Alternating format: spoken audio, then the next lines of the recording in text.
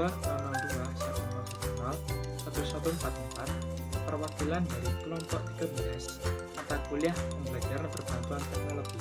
Adapun untuk anggota kelompok kami, yang pertama adalah Fasya Ilhasulikam dengan NIM 200210101004 dan Madak Lena Huta Huruf dengan NIM 200210101076. Nah, untuk alat peraga yang akan kami peragakan yakni mengenai peluang. Nah, di sini itu untuk alat peraga ini itu pengertiannya sebagai berikut, yakni peluang dadu adalah alat peraga yang berbentuk kubus yang berfungsi untuk melihat suatu peluang kejadian dari mata dadu tersebut. Seperti itu. Dengan tujuannya alat peraga ini diciptakan untuk mempermudah siswa dalam memahami materi peluang, terutama terhadap materi dadu. Seperti itu. Baik, bagaimana untuk simulasi dari alat peraga tersebut akan kita lanjut ke video selanjutnya.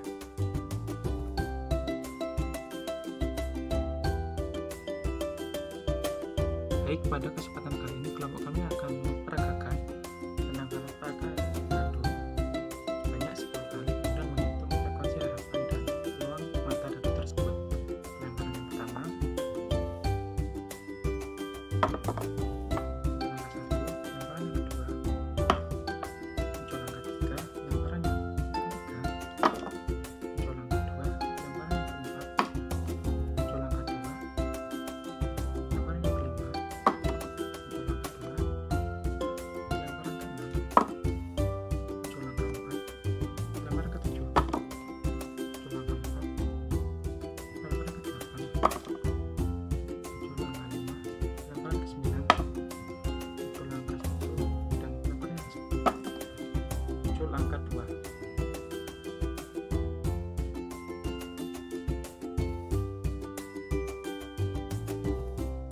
Halo, saya Fasya Ilhasulikam akan menjelaskan terkait konsep dari peluang. Nah, peluang itu berarti adalah kesempatan. Tetapi dalam matematika, peluang itu bisa kita sebut sebagai probabilitas yang berarti adalah kemungkinan yang mungkin terjadi atau muncul pada suatu peristiwa. Kita hitung menjadi suatu peluang, yaitu pada rentang 0 hingga sama dengan 1. Di mana 0 itu menyatakan sebuah kejadian yang tidak mungkin terjadi, dan 1 menyatakan sebuah kejadian yang pasti terjadi. Dalam matematika, hal ini dinotasikan sebagai 0 kurang dari sama dengan PK, dan PK kurang dari sama dengan 1. Dengan PK ini menyatakan peluang terjadinya kejadian K. Istilah yang sering kita ketahui dalam mencari peluang yaitu yang pertama adalah ruang sampel. Nah, ruang sampel ini apa sih? Gitu kan ya. Ruang sampel ini adalah himpunan dari sebuah hasil percobaan yang mungkin terjadi. Nah, lalu kita ketahui lagi, kita belajar terkait apa itu titik sampel. Titik sampel adalah anggota dari ruang sampel. Kita ambil contoh pada pelemparan dadu yang telah kita lakukan. Kita misalkan adalah S itu sebagai ruang sampel dan kita isi dengan titik-titik sampel, yaitu adalah jumlah mata dadu yang ada pada dadu, yaitu S sama dengan 1,2, 3,4, 5, dan 6. Jadi kita bisa sebut S itu sebagai ruang sampel yang berarti himpunan dari semua hasil percobaan yang mungkin terjadi, dan titik sampel adalah anggota dari ruang sampel yaitu 1, 2, 3, 4, 5, dan 6. Nah, kita belajar sekarang terkait bagaimana sih cara menghitung peluang. Sebelum kita beranjak kepada pembahasan terkait bagaimana kita mencari peluang, kita sekarang analisis dulu hasil percobaan yang telah kita lakukan. Pada hasil percobaan yang kita lakukan, kita membuat sebuah kolom yang berisi mata dadu, banyak kejadian, banyak percobaan, dan peluang. Pada mata dadu, kita ketahui sendiri berupa titik sampel yang sudah kita bahas pada contoh tadi. Mata dadu, pada dadu ada 1, 2, 3, 4, 5, 6. Kita tulis 1, 2, 3, 4, 5, 6. Lalu sekarang kita ketahui banyak percobaan yang kita lakukan tadi berapa? Yaitu 10. Kita bisa tuliskan 10. Banyak kejadiannya pada pelemparan dadu yang telah kita lakukan, kita analisis. Pada mata dadu 1 munculnya yaitu 1. Pada mata dadu 2 munculnya 3. Pada mata dadu 3 munculnya 1. Pada mata dadu 4 munculnya 2. Pada mata dadu 5 munculnya 1. Mohon maaf, pada mata dadu 2 munculnya 5. Nah, ini kita bisa analisis bahwasanya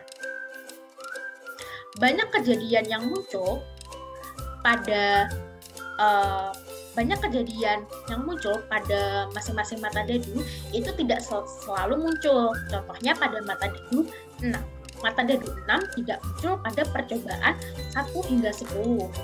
Sehingga kita bisa katakan bahwasanya mata dadu 6 ini tidak terjadi atau tidak memiliki kejadian. Nah, kita ketahui banyaknya kejadian tadi yaitu pada mata dadu 1 adalah 1, pada mata dadu 2 munculnya 5 kali, pada mata dadu 3 munculnya 1 kali, pada mata dadu 4 munculnya 2 kali, pada mata dadu 5 munculnya sekali. Sudah analisis nih banyaknya kejadian yang terjadi pada masing-masing mata dadu. Nah, berarti kita bisa tahu nanti peluangnya berapa sih gitu kan ya untuk masing-masing mata dadu. Nah, untuk perhitungan peluang akan dijelaskan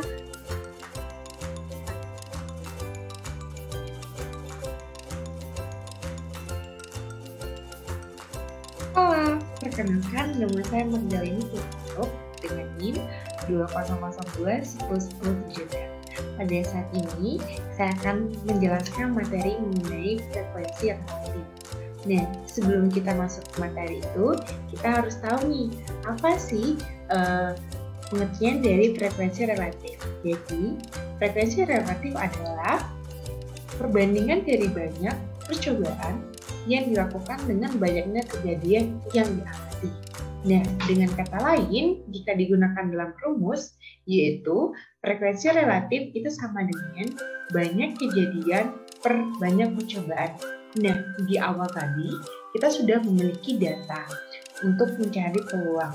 Nah, dengan banyaknya percobaan 10, kita akan menentukan berapa sih frekuensi relatif dengan mata dadu 1, 2, 3, 4, 5, dan 6.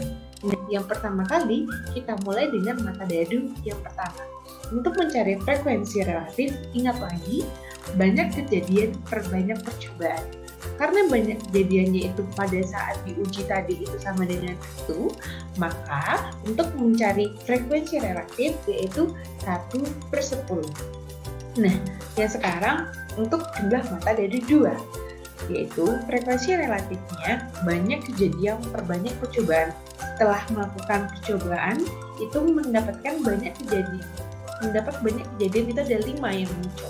Jadi, frekuensi relatifnya 5/10 atau 1/2.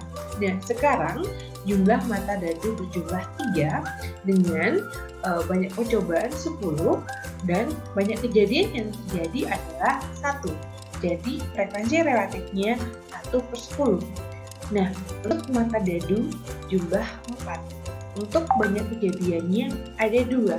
Sehingga frekuensi relatifnya adalah 2/10 atau 1/5. Nah, untuk mata dadu jumlah 5 itu banyak kejadiannya 1.